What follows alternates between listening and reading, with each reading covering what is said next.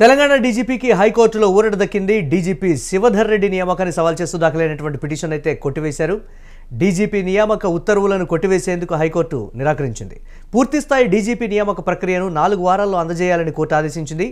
Procedure పూర్తయిన తర్వాత counter దాఖలు చేయాలని ప్రభుత్వాన్ని ఆదేశించినటువంటి పరిస్థితి ఉంది. తదుపరి విచారణను ఫిబ్రవరి 5కు వాయిదా వేసినటువంటి పరిస్థితి అయితే ఉంది. దీనిపై మరిన్ని అప్డేట్స్ మా కరెస్పాండెంట్ సతీష్ అందిస్తారు. సతీష్, డీజీపీ నియామక ఉత్తర్వులను కొట్టివేసేందుకు హైకోర్టు నిరాకరించినటువంటి పరిస్థితి ఉంది.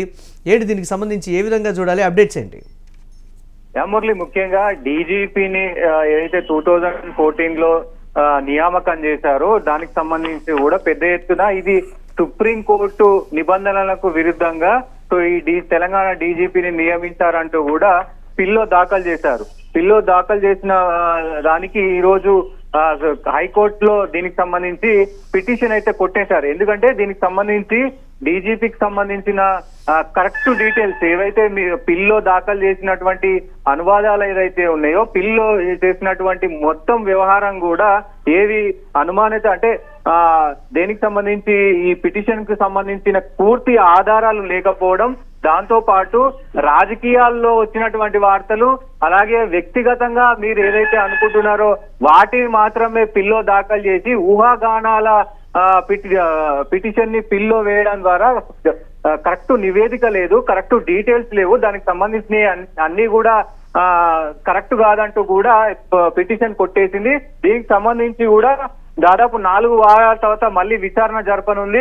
ఏదైనా యూపీఎస్సీకి సంబంధించిన టాపర్స్ కానీ ఈ ఏదైతే ఈ బ్యాచ్ ఉంటుందో ఆ బ్యాచ్ లకు సంబంధించిన కూడా పూర్తి డీటెయిల్స్ మళ్ళీ 4 వారాల తర్వాత చూస్తామంటూ కూడా చెప్పిన పడుతుంది. ఈ పిటిషన్ అయితే ఇప్పటికీ ఆధారాలు లేకపోవడంతో కొట్టేయడం జరిగింది. సో ఇప్పటికైతే డీజీపీకి సంబంధించి ఊరట జరిగిందని అనుకోవచ్చు మురళి. దీనికి సంబంధించి ముఖ్యంగా డీజీపీ వ్యవహారం ఇంత అంటే ఎందుకు ఈయన ఈ దీనికి సంబంధించి కూడా పెద్ద ఎత్తున ఎందుకు ఉన్నారు అని అనేది చూస్తే కనుక డీజీపీ కంటే ముందు పెద్ద ఎత్తున ఈయన అన్నిట్లో కూడా ఇన్వాల్వ్డ్ అయి ఉన్నాడు. దాదాపు ఈ ప్రభుత్వానికి గతంలో అంటే ఈ ప్రభుత్వం కాకుండా అదే బీఆర్ఎస్ ప్రభుత్వంలో చాలా కీలక విషయాల్లో ఈయన ఇన్వాల్వ్డ్ అయి ఉన్నారు.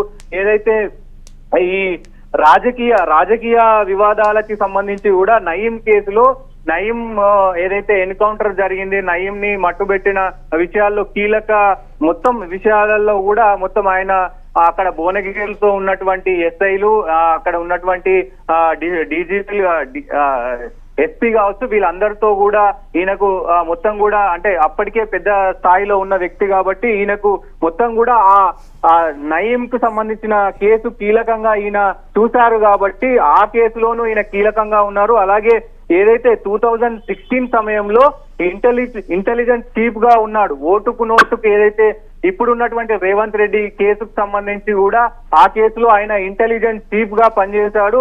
దాదాపు సుదీర్ఘ కాలం పాటు ఆయనకు పెద్ద ఎత్తున అనుభవం అయితే ఉంది. ఆ అనుభవమే ఇప్పుడు ఈ డీజీపీ స్థాయి దాకా తీసుకొచ్చిన పరిస్థితి ఉంది. 2016లో ముఖ్యంగా ఈ నయీం ఎన్కౌంటర్, అలాగే ఏదైతే అంటే అక్కడక్కడ ఆంధ్రప్రదేశ్ లో కూడా పెద్ద ఎత్తున ఆయన పనిచేశారు.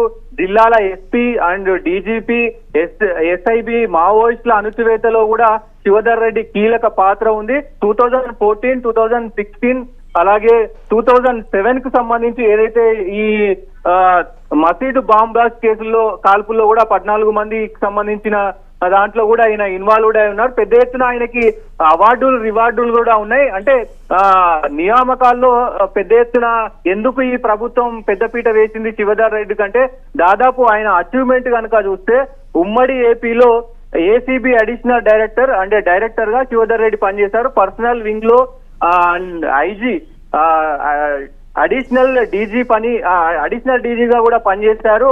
అడిషనల్ డీజీపీ రోడ్ అంటే డీజీపీకి ఏదైతే రోడ్ సేఫ్టీ ఉంటుందో, రోడ్ అంటే డీజీపీ వెళ్లే మార్గంలో ఆయనకు సంబంధించిన సేఫ్టీ దాంట్లో కూడా ఆయన 2023లో పనిచేశారు.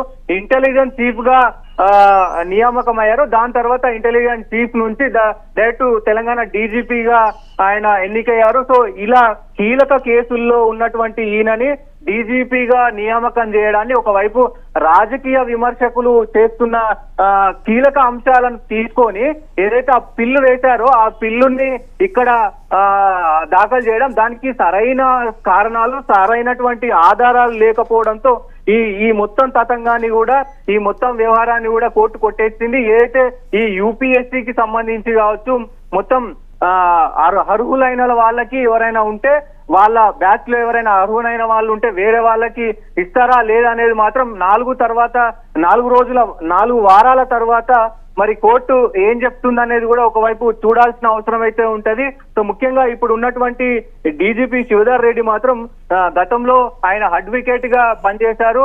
అడ్వకేట్ నుండి డీజీపీ దాకా ఆయన ఎదిగిన తీరు కూడా చాలా ఇదిగా అనుకోవచ్చు. ఎందుకంటే అన్ని వ్యవస్థల్లో పనిచేసుకుంటూ ఒక పెద్ద ఐపీఎస్ క్యాడర్ తర్వాత ఆ పెద్ద స్థాయి నుంచి అంటే పెద్ద స్థాయిలో పనిచేసుకుంటూ అన్ని క్యాడర్లలో అటు ఇంటెలిజెన్స్ చీఫ్ గా మొత్తం అన్ని జిల్లాలకు కోఆర్డినేట్ చేసుకుంటూ అటు ఉమ్మడి ఆంధ్రప్రదేశ్ లోను ఇటు తెలంగాణలోను పలు కీలక బాధ్యతలు చేపట్టి ముఖ్యంగా ఇప్పుడు డీజీపీగా ఎదగడం కూడా ఒకవైపు చర్చనీయాంశమైంది.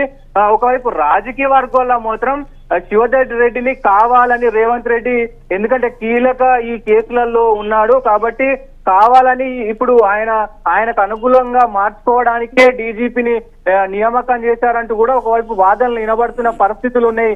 Murali, yes right, thanks for update Satish. ఇక తెలంగాణ డీజీపీకి హైకోర్టులో ఊరట లభించినటువంటి బ్రేకింగ్ న్యూస్ చూస్తున్నాం. డీజీపీ శివధర్ రెడ్డి నియామకాన్ని సవాల్ చేస్తూ దాఖలైనటువంటి పిటిషన్ను కొట్టివేస్తూ కూడా కోర్టు నిర్ణయం తీసుకుంది. డీజీపీ నియామక ఉత్తర్వులను కొట్టివేసేందుకు హైకోర్టు అయితే నిరాకరించింది. పూర్తిస్థాయి డీజీపీ నియామక ప్రక్రియను 4 వారాల్లో అందజేయాలని కూడా కోర్టు అయితే చెప్పింది. ప్రొసీజర్ పూర్తయిన తర్వాత కౌంటర్ దాఖలు చేయాలని ప్రభుత్వాన్ని ఆదేశించింది. తదుపరి విచారణను ఫిబ్రవరి 5కు వాయిదా వేసినటువంటి బ్రేకింగ్ న్యూస్ చూస్తున్నాం.